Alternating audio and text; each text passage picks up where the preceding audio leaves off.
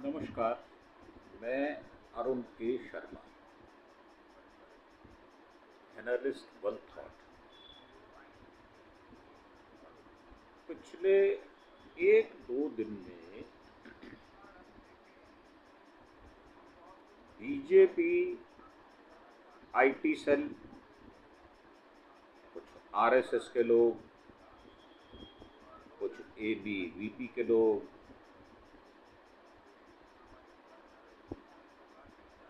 ऐसा लगता है जैसे उनको किसी विषैले सांप ने या किसी बिच्छू ने काट लिया। और रेफरेंस ये है कि लेफ्टिनेंट नरवाल जो करनाल में रहते थे वो पहलगाम हनीमून के लिए अपनी पत्नी हिमांशी के साथ गए थे। और जो डरपोक पाकिस्तान, आतंकवादी देश पाकिस्तान, भारत का दुश्मन देश पाकिस्तान, उसके कुछ आतंकवादियों ने वहां पर धर्म के नाम पर उनका कत्ल कर दिया गया। जबकि जो सूचनाएं मिली उनके अनुसार लेफ्टिनेंट नरवाल की शादी 16 अप्रैल को हुई थी। 17 अप्रैल को वो अपनी पत्नी को अपने पीहर से लेकर आए। जब शादी हुई तो अगले दिन बारात वापस आती है। 19 अप्रैल को उनकी शादी की रिसेप्शन थी और 20 अप्रैल को वो कश्मीर घूमने चले गए और 22 अप्रैल को इस वारदात की शिकार हो गए। अब उनकी पत्नी हिमांशी ने काफ़ी दिनों बाद ये बयान दिया कि मुझे जो कश्मीर के मुसलमान मेरे भाई हैं, मुझे उनसे कोई शिकायत नहीं है, बल्कि उन्होंने वहाँ पर जो नरसंहार हुआ उसमें जिन पर आप बीती थी उनकी मदद की है। अब हमारे बीजेपी के आईटी सेल के लोग, जिनको ये गंवारा नहीं है, वो सुनना नहीं चाहते, उनका मकसद है कि इस बात को लेकर, इसकी आड़ को लेकर हिंदू मुसलमान किया जाए और देश में, जैसा कि निशिकांत दुबे भी कहते हैं कि गृह युद्ध की स्थिति है, और उन्होंने सुप्रीम कोर्ट के ऊपर आक्षेप भी लगाए। निशिकांत दुबे एक मानसिक रोगी है। जब उसको अपनी 25वीं सालगिरह मनानी होती है शादी की, तो उसको कश्मीर नजर आता है। और हमारी सरकार ऐसे मानसिक रोगी को मिलिट्री की प्रोटेक्शन और पुलिस की प्रोटेक्शन भी देती है, जबकि वो अपने प्राइवेट फंक्शन पर गए थे। और जो वहां पर 26 लोग मारे गए इस हत्याकांड में, नरसंहार में, उनको कोई भी किसी भी प्रकार की ना लोकल, ना सीआरपीएफ द्वारा या ना बीएसएफ द्वारा, ना ही लोकल पुलिस वहां पर प्रोटेक्शन दे पाई। वहां पर एक भी पुलिस के नाम पर पुलिस का पुतला भी नहीं खड़ा था, जिसकी वजह से ये निरीह प्राणी जो है वो गुजर गए। अब बात दरअसल ये है कि हिमांशी को जब बयान दिया तो उसके बाद ऐसे ट्रोलर के तन बदन में आग लग गई। उनका एजेंडा इतनी जल्दी कैसे, जिनके ऊपर बीती है लोग उनकी बात को सुनेंगे, या ऐसे ट्रोलर दो रुपल्ली के घटिया। वैसे ये कहा जाता है कि जो सुअर होता है ना, सुअर, उसको गंदगी में लौटना होता है, और बीजेपी के ऐसे लोग सुअर के समान हैं जो गंदगी में लौट रहे हैं, हिंदू मुसलमान का इशू खड़ा कर रहे हैं। तो इस पर कुछ लिखा है वो आप तक मैं प्रेषित करना चाहता हूं। एक विधवा की पुकार शीर्षक है ये। एकता, इंसानियत और जवाब की जरूरत है। जिसने अपना सब कुछ खो दिया, जिसकी आंखों से बहता है मातम, आंसू नहीं मातम बह रहा है, जिसकी गोद अब सूनी है, उस स्त्री की वाणी में अगर कोई इंसानियत देखे तो वो हमारी असली पहचान होनी चाहिए। पहलगाम में जो बलिदान हुआ, उस पर एक माँ, एक पत्नी, एक बहन ने जब कहा काश्मीरी लोगों ने साथ दिया, सहारा दिया, तो वो केवल एक वाक्य नहीं था, वो एक संदेश था कि आतंकवाद का चेहरा अलग है और आम इंसान आज भी इंसानियत को ओढ़कर जीता है, सोता है और अपने विचार रखता है। मगर दुर्भाग्य ये है कि कुछ लोग उस दर्द से भी राजनीति करने लगे, गाली गलौज करने लगे, सोशल मीडिया को नफरत का अड्डा बना लिया। लेकिन जनता से एक सवाल है, और मेरा ये सवाल बीजेपी, आरएसएस, एबीवीपी, वीएचपी, इन सभी से सवाल है मेरा। आपका गुस्सा नरवाल की पत्नी से है या उस विधवा से है? ज्यादा है जिसने अपना सुहाग खो दिया, उस परिवार ने अपने घर का दीपक खो दिया। क्या आपका राष्ट्रवाद उस इंसानियत से भी बड़ा है जो एक घायल दिल ने भी नहीं छोड़ी? ये प्रश्न है। नफरत से देश नहीं बचते, तहस नहस हो जाते हैं। एकता से ही आतंक टूटता और छिन्न भिन्न होता है।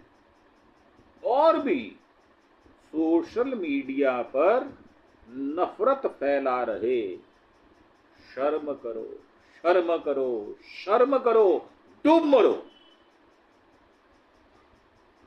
आप दुख में भी जहर घोलने वाले नफरती कीड़े हो। और सरकार से भी एक स्पष्ट अपील है, अब सिर्फ निंदा नहीं चाहिए। जैसे हमारे एक बड़े अच्छे केंद्रीय मंत्री हैं, उनका नाम ही निंदानाथ है, वो कड़ी शब्दों में निंदा करते हैं, करते कुछ नहीं है वो। अब सिर्फ निंदा नहीं चाहिए, अब ठोस जवाब चाहिए, ठोस उत्तर चाहिए, ठोस बदला चाहिए और ठोस उसका रिजल्ट भी चाहिए। पाकिस्तान को जवाब उसकी ही भाषा में मिले, यानी गोली का जवाब सिर्फ गोली से हो।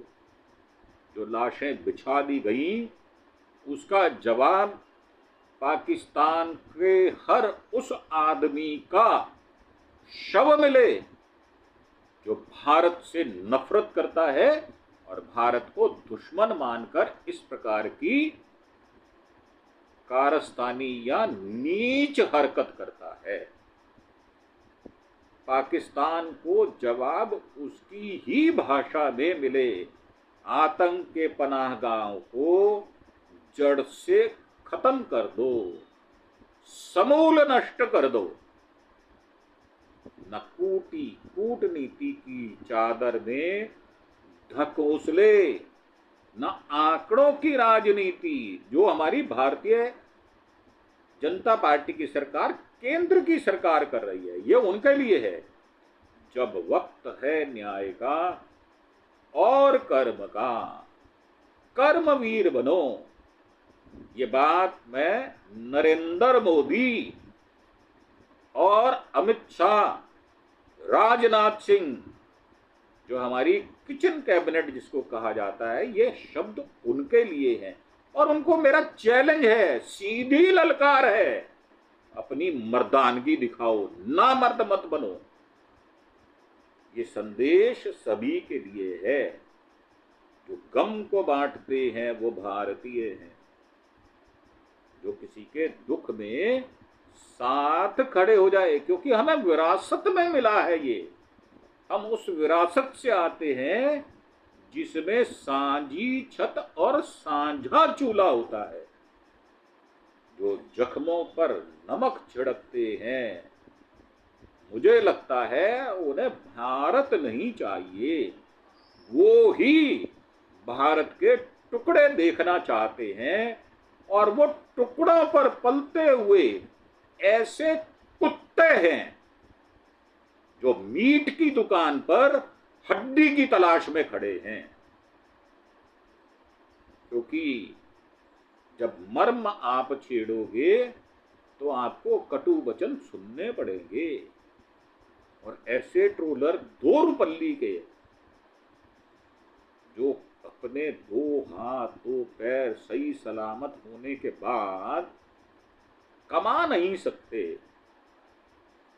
जो पंगु हैं, जो ठूठ हैं, जिनका काम सिर्फ नफरत का जहर फैलाने से चलता है, ऐसे लोगों के ऊपर मैं लानत भेजता हूं, थूकता हूं उनके मुंह पे। मेरा मानना यह है कि आप दूसरे को देशद्रोह की शिक्षा तो देते हैं, क्या स्वयं को कभी गिरेबान में झांकने का काम करेंगे? या आप इसी तरह नफरत की फैक्ट्री को चलाते रहेंगे? और आज क्योंकि प्रेस दिवस भी है और कलम का प्रवाह कभी रुकता नहीं, शब्दों का बाण कभी रुकता नहीं। जब मर्म को छेड़ा जाता है तो ऐसी कठोर बाणी सुनने की भी आदत डालो।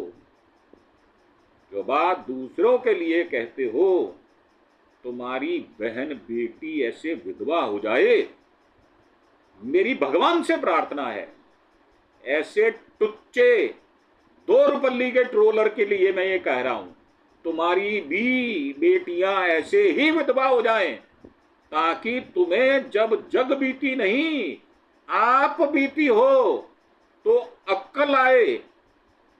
यही मेरा संदेश है। जो 2 रुपल्ली के टुच्चे ट्रोलर हैं, ये उनके लिए है। और हमारी सरकार उनको पल्लवित पोषित करती है। भारतीय जनता पार्टी उसको आर्मी का नाम देती है, आईटी सेल का अमित मालविया। ऐसा बेशर्म, निर्लज्ज और वाहियात इंसान है जो वहां बैठकर इस प्रकार की लोगों को प्रोटेक्ट करता है, उनको पैसा देता है और देश में नफरत फैलाता है। ये संदेश उसके लिए भी है। तो मेरी सबसे सविनय ये प्रार्थना है कि मर्म को मत छेड़ो। मर्म को जब छेड़ोगे तो बात कुछ और हो जाएगी। फिर निशिकांत दुबे की बात सच हो जाएगी कि देश गृह युद्ध में है, जबकि ये बात उन्होंने भारत के चीफ जस्टिस ऑफ इंडिया के लिए कही थी। शर्मनाक बयान था। बीजेपी के अंदर ऐसे शर्मनाक बयान देने वाले, बकवास करने वाले एक नहीं ढेरों लोग हैं।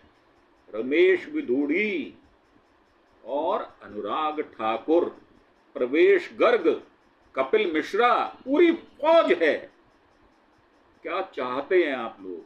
देश बट जाए, नफरत की आग में झोंक दिया जाए क्या?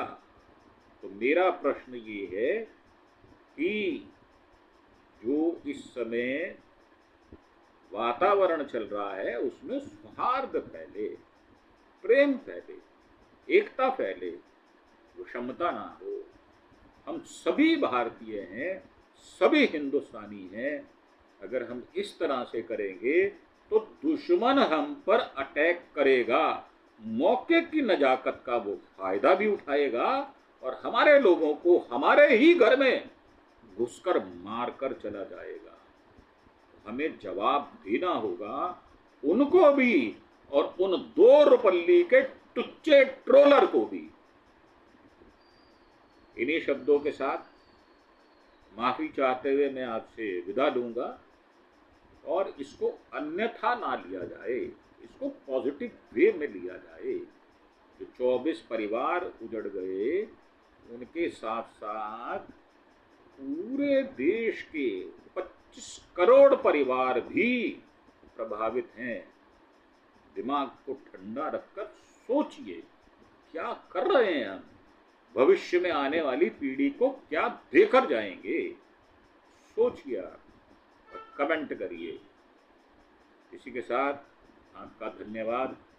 आज कोई अपील नहीं करूंगा, आज यही अपील करूंगा देश में अमन शांति हो, देश की अखंडता संप्रभुता के लिए हम जान भी देंगे।